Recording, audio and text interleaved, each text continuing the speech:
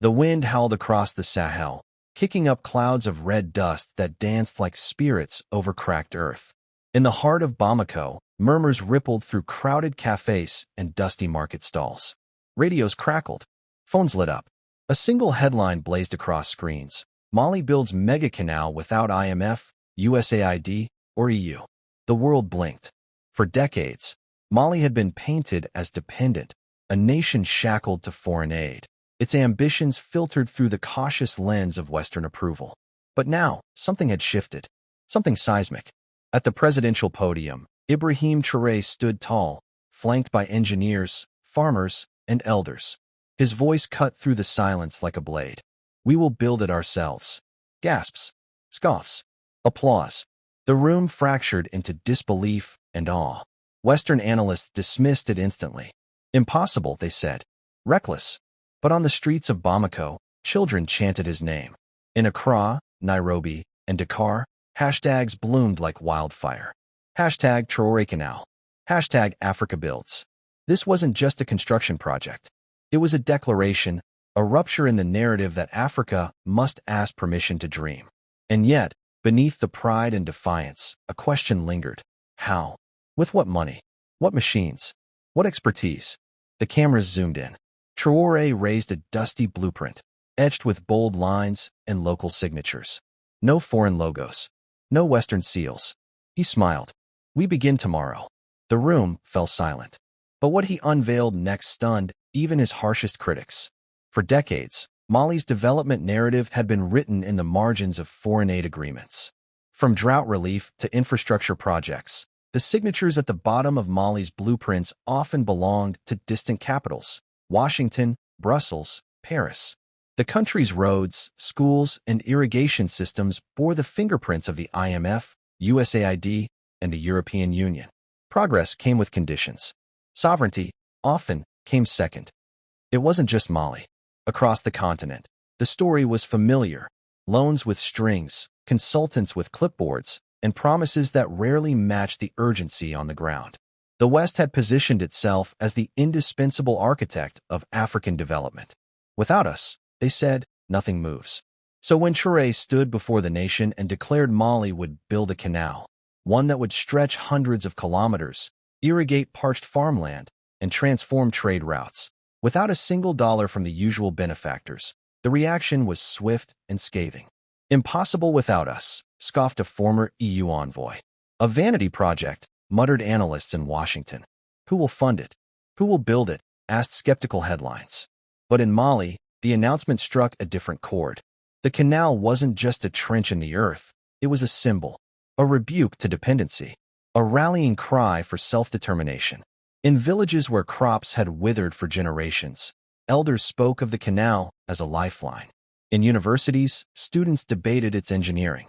On social media, the youth turned Traoré's defiance into digital art, slogans, and memes. The canal became more than infrastructure. It became identity. And yet, the stakes were enormous.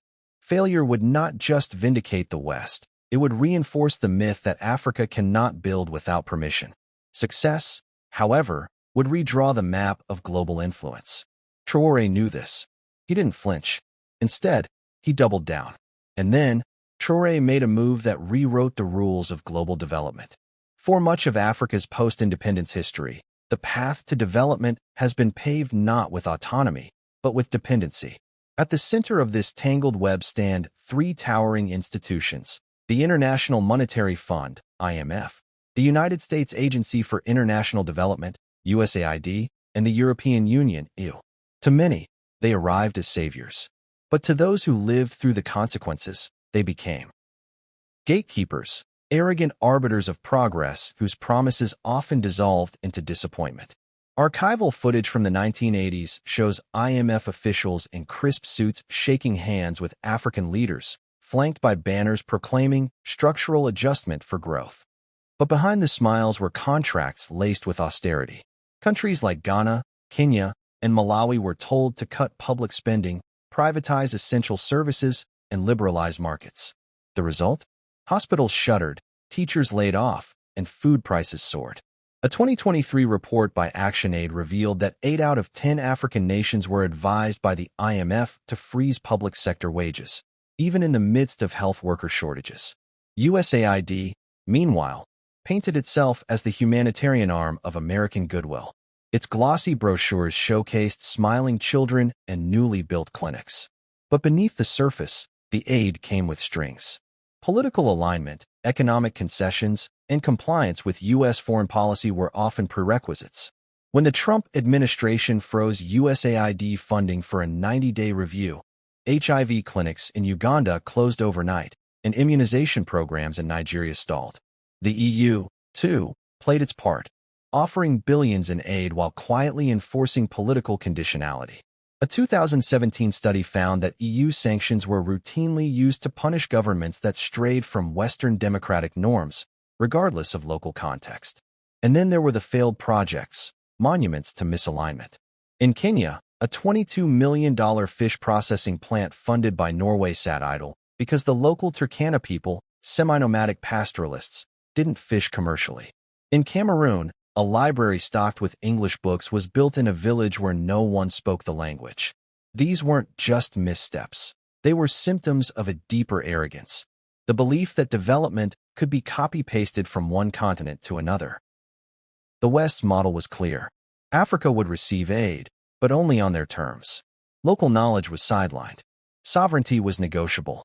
And when projects failed, the blame rarely landed on the donors. This system bred frustration.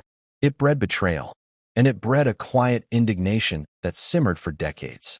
Then came Traoré. He didn't ask for permission. He didn't wait for feasibility studies from Brussels or budget approvals from Washington. He looked at the cracked earth, the thirsty fields, and the restless youth, and he acted. His canal wasn't just a rejection of foreign aid. It was a rejection of the entire architecture of dependency. No IMF consultants. No USAID oversight. No EU benchmarks. And when the gatekeepers scoffed, he didn't flinch. Because Traoré wasn't playing their game anymore. Before the canal, before the headlines, before the chants of Africa builds echoed across the continent, Ibrahim Traoré was a quiet force rising through the ranks of Burkina Faso's military. Born in 1988 in Kera, a modest village tucked in the country's western plains, Traoré grew up surrounded by the rhythms of rural life and the whispers of revolution. His early years were shaped by stories of Thomas Sankara, the legendary Pan-Africanist who dared to dream of an Africa free from foreign domination. Traoré's brilliance was evident early. He studied geology at the University of Ouagadougou, but it was the call to serve that led him to the military. Joining the elite Cobra unit, he quickly earned a reputation for discipline, strategic acumen, and an unshakable sense of duty. But beneath the uniform beat the heart of a visionary. In September 2022, at just 34 years old, Traoré led a coup that ousted interim President Paul-Henri Damiba. The move was swift, surgical, and deeply symbolic. Traoré didn't seize power for personal gain. He seized it to reclaim a nation drifting under foreign influence. His message was clear. Burkina Faso would no longer be a puppet. He suspended the constitution, dissolved the transitional government, and took the reins with a promise of sovereignty. Critics called him reckless, but the people saw something else: courage. Traoré's Pan-African ideals weren't just rhetoric.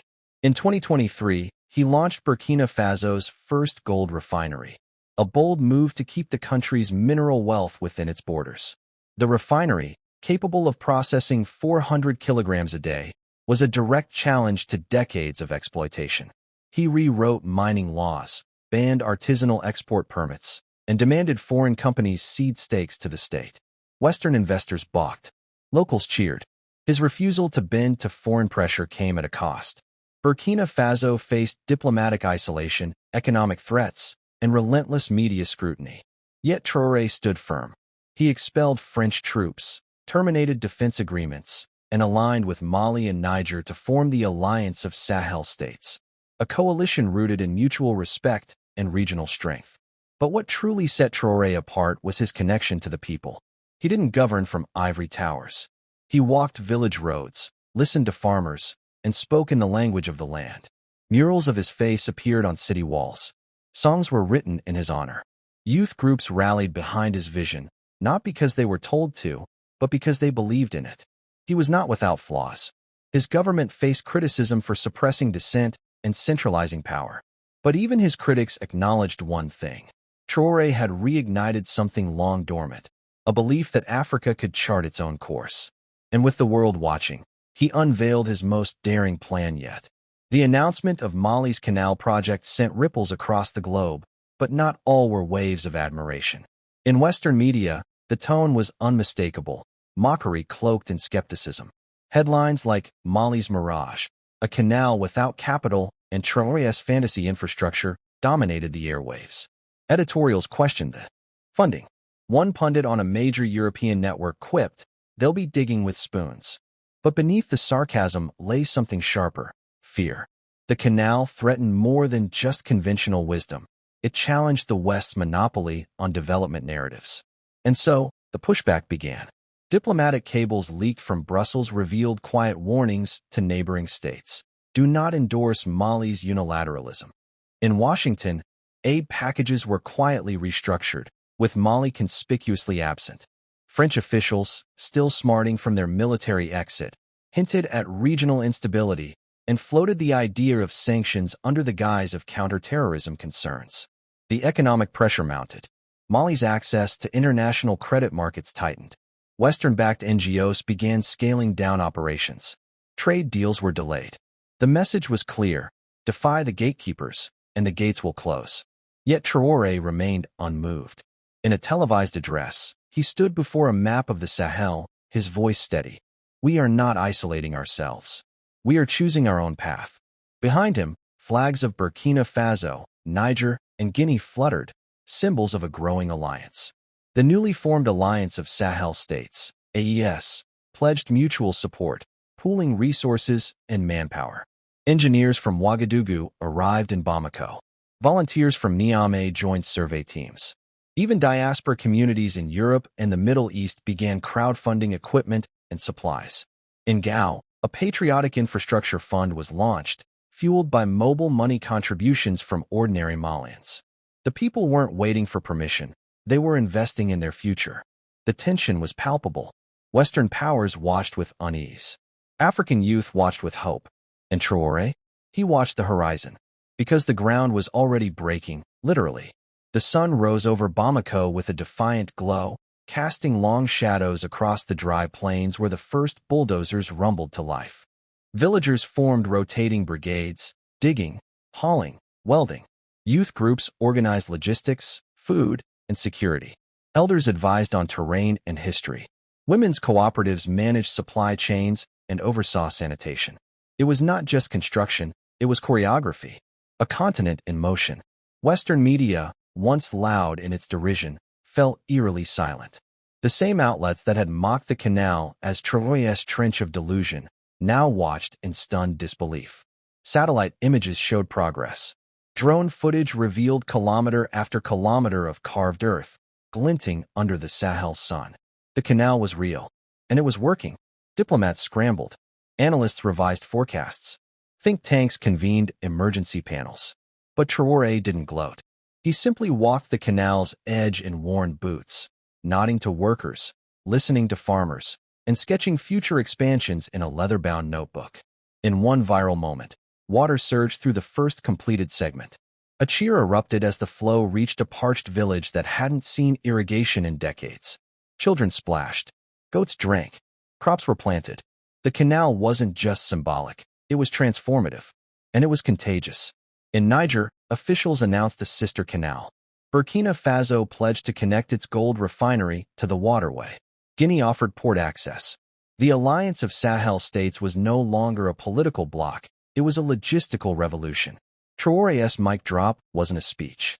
It was a trench filled with water, carved by African hands, funded by African hearts, and watched by a world that had underestimated them. And then came the ripple effect no one saw coming. The moment water surged through the first segment of the Trans-Sahel Canal, the internet lit up like wildfire. Within hours, #Traoré Canal was trending across Africa, Europe, and the Middle East. Memes flooded timelines. Traoré depicted as a modern-day pharaoh, as a Sahelian Tony Stark, even as a bulldozer-wielding superhero. TikTok creators choreographed dances to the rhythm of excavators. Instagram reels showed jubilant villagers splashing in the canal's flow, captioned, "We built this." No strings attached. It wasn't just celebration, it was vindication. For African youth, long fed a diet of borrowed dreams and outsourced futures, Traoré's triumph was a seismic shift. In Nairobi, students painted murals of the canal alongside quotes from Sankara and Nkrumah. In Lagos, a pop-up exhibit titled The Blueprint of Defiance showcased the canal's engineering. In Johannesburg, a youth-led summit declared, "We are the architects of our own destiny." Pan-African pride surged. Leaders from Guinea, Niger, and Burkina Faso echoed Traoré's defiance, pledging to pursue infrastructure independence. Even outside the Sahel, murmurs of admiration grew louder. Ghana's finance minister praised the canal as a masterclass in sovereign innovation. Ethiopia's water ministry requested technical exchanges. The African Union quietly commissioned a study on replicating the model continent-wide. Meanwhile, in Western capitals, the mood was less celebratory. Analysts scrambled to explain the canal's success. Think tanks convened emergency panels titled The New Sahel Paradigm. Op-eds shifted tone, from ridicule to reluctant respect. One European diplomat admitted off-record, "We underestimated them." Gravely, the IMF released a statement praising regional cooperation, carefully avoiding mention of its own absence. USAID offered to support future resilience efforts, though Mali had made clear, unsolicited help was no longer welcome. The silence from former critics was deafening. The canal had not only worked, it had worked without them. And that was the shockwave. Traoré's mic drop wasn't just a trench filled with water, it was a blueprint for a new kind of power. One that didn't beg, borrow, or bend. One that built. But Traoré wasn't done yet. Standing at the edge of the canal, where water now flowed through once barren land, President Ibrahim Traoré addressed a crowd that stretched beyond the horizon. Farmers, students, engineers, elders, all gathered beneath the Sahel sun, not just to witness a speech, but to mark a turning point. He didn't speak of concrete or kilometers. He spoke of history. For centuries, he began, Africa was told it could not build without permission, that our dreams must be approved, our plans must be funded, our futures must be managed. The crowd fell silent. We were colonized not just by armies, he continued, but by doubt, by the belief that we could not rise without help, that we were forever dependent. He paused, letting the weight of those words settle. "But this canal," he said, gesturing to the shimmering ribbon of water behind him, "is more than a trench. It is a metaphor. It is proof. Africa can build without permission." Cheers erupted. Flags waved. Tears flowed. Traoré's voice rose with conviction. He spoke of the generations who had labored under foreign rule, whose resources were extracted, whose cultures were suppressed, whose sovereignty was traded for aid. He invoked the memory of Thomas Sankara, Patrice Lumumba, and Kwame Nkrumah, not as relics, but as architects of a vision that was finally being realized. "This is not anti-West," he clarified. "This is pro-Africa. This is dignity. This is justice." Across the continent, his words reverberated. In classrooms, teachers replayed the speech. In parliament halls, lawmakers debated new models of development. In refugee camps, hope flickered anew. The canal had become more than infrastructure. It was a symbol of what happens when a nation refuses to be defined by its limitations. It was a blueprint for sovereignty reclaimed. And it wasn't just Mali. Burkina Faso announced a Pan-African Engineering Institute. Niger launched a regional water-sharing initiative. Guinea proposed a Sahelian trade corridor. The alliance of Sahel states was no longer a defensive pact. It was a renaissance. Western powers watched with a mix of awe and unease.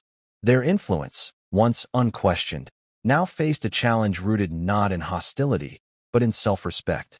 Analysts scrambled to understand the shift. Aid agencies reevaluated their models. Think tanks published papers titled The Sahel Awakening.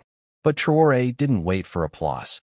He was already sketching the next phase: solar grids, rail links, agricultural cooperatives. His vision was clear. Africa would not just survive. It would thrive, on its own terms. And as the sun dipped below the horizon, casting golden light across the canal's surface. One truth stood undeniable. Something had changed. Not just in Mali, not just in the Sahel, but in the soul of a continent. And now, the world watches as a new chapter begins. Traoré shocked the world and built it anyway. What began as a whispered dream in the Sahel has erupted into a continental roar. The canal is real. The movement is alive. And the message is undeniable. Africa can build without permission. This isn't just a story about Mali. It's a story about reclaiming dignity, rewriting history, and refusing to be defined by limits imposed from the outside. It's about engineers who dared, youth who believed, and a leader who refused to wait. If this story moved you, share it. Subscribe to stay connected. Be part of the momentum that's reshaping the narrative of an entire continent. Every voice matters. Every repost, every comment, every conversation adds fuel to the fire of transformation. Because this is not just Mali's story. It's Africa's awakening. And the world is watching.